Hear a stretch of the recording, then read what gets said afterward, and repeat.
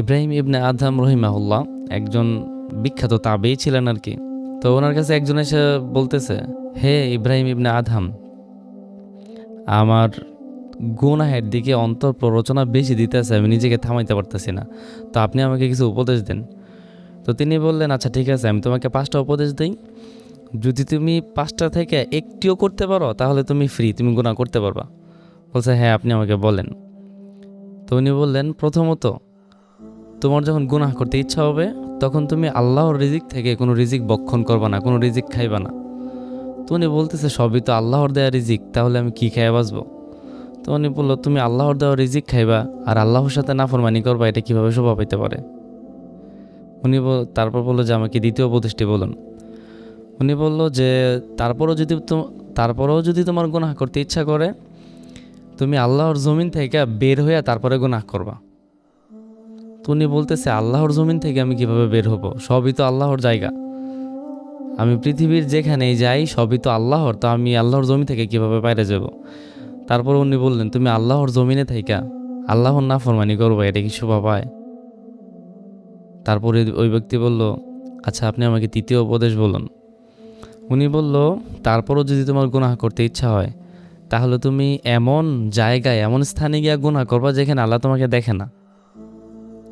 উনি বললো, এটা তো সম্ভব না, আল্লাহ তো সব জায়গায় দেখতেছে। তারপর বললো, আল্লাহর দৃষ্টির ভিতরে, আল্লাহর চোখের সামনে তুমি আল্লাহর নাফরমানি করবা, গুনাহে লিপ্ত হইবা, এটা কি কখনোই শোভা পায়? ওই ব্যক্তি বলল যে না, কখনোই না। তো তারপর ওই ব্যক্তি বলল যে আপনি আমাকে চতুর্থ উপদেশ বলুন। তুমি গুনাহ করিও যদি তোমার এই ক্ষমতা থাকে, মৃত্যুর ফেরেশতা যখন তোমার জান কবজ করতে আসবে তুমি তাকে বলবা আমাকে কিছুটা সময় দাও, আমি খাস তওবা করে নিই। সে বলল, না, মৃত্যুর ফেরেশতা তো আমার কথা শুনবে না, মৃত্যুর ফেরেশতা তোমার কথা শুনবে না, তারপরও তুমি গুনাহে লিপ্ত হইবা, এটা কি শোভা পায়? বলে যে না। বলে, তারপরও তুমি গুনাহ করতে থাকো, যদি তোমার এই ক্ষমতা থাকে, জাহান্নামের ফেরেশতারা যখন তোমাকে জাহান্নামে নিয়ে যাইব তুমি বলে দিও যে আমি যাব না।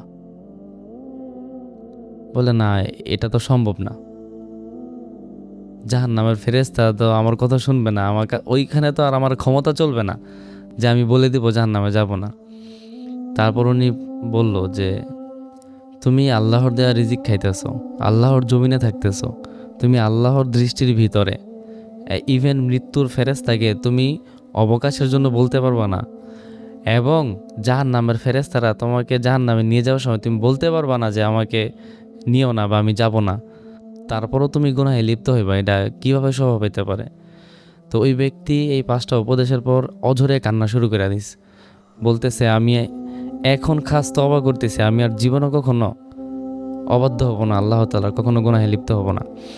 আসলে আমরাও তো, একটা মানুষ যদি জাস্ট ন্যূনতম কমন সেন্স খাটায় যে আমি আল্লাহর দেওয়া রিজিক খাইতেছি আর আল্লাহর সাথে নাফরমানি করতেছি, আমি আল্লাহর জমিনে থাকতেছি, গুনাহে লিপ্ত হইতেছি, আর আমি আল্লাহর দৃষ্টির ভিতরে থেকে আল্লাহ আমাকে দেখতেছে জাইন্নাও আমি আল্লাহর নাফরমানি করতেছি।